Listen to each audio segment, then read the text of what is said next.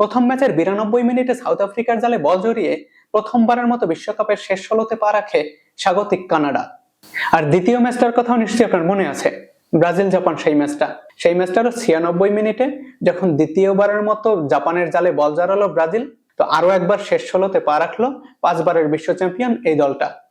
3 নম্বর ম্যাচটা ছিল 4 বারের বিশ্ব চ্যাম্পিয়ন জার্মানি এবং ল্যাতিন আমেরিকার দেশ প্যারাগুয়ের মধ্যে। সেই ম্যাচটা পেনাল্টিতে গড়ায়, পেনাল্টিতে গিয়ে এই প্যারাগুয়ের কাছে আটকে গেছে 4 বারের বিশ্ব চ্যাম্পিয়নরা।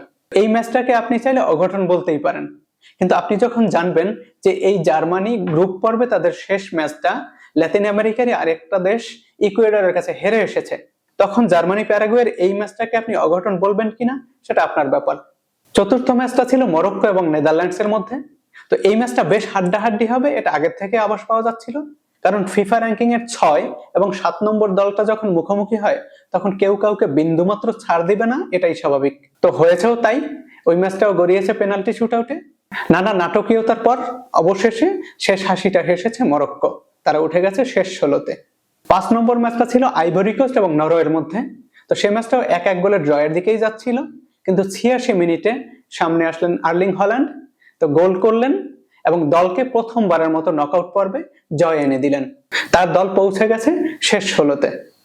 6 নম্বর ম্যাচটা ছিল ফ্রান্স এবং সুইডেনের মধ্যে। প্রত্যাশিতভাবেই ফ্রান্স বড় জয় পেয়েছে, তারা উঠে গেছে শেষ 16তে। আর কিলিয়ান এমবাপ্পের কথা আর বলার কিছু নাই, এই ভদ্রলোক বিশ্বকাপে এখন পর্যন্ত 18টা ম্যাচ খেলেছেন, তার গোল সংখ্যাও 18টা। এই বিশ্বকাপে অলরেডি তিনি লিওনেল মেসিকে ছাড়িয়ে গেছেন, দুইজনেরই গোল 6টা করে, তবে এমবাপ্পের 2টা অ্যাসিস্ট আছে। আর এই ফ্রান্স কিন্তু বাকি দলগুলোকে একটা বার্তা দিয়ে রেখেছে যে এবারও তারা বিশ্বকাপটা জিততে এসেছে।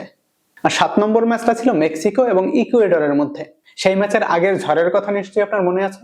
তো ওই ঝড় শেষে যখন ম্যাচটা মাঠে গড়ালো, ইকুয়েডরকে 2-0 গোলে হারিয়ে এই স্বাগতিক দেশ মেক্সিকো উঠে গেছে শেষ 16তে। কিন্তু 8 নম্বর ম্যাচটাতে এসে এই ডিআর কঙ্গো ইংল্যান্ডের এত বড় পরীক্ষা নিবে এটা হয়তো কেউই ভাবে নাই। প্রথম 7 মিনিটেই গোল দিয়ে এগিয়ে যায় কঙ্গো, 75 মিনিট পর্যন্ত ইংল্যান্ডকে আটকে রাখে।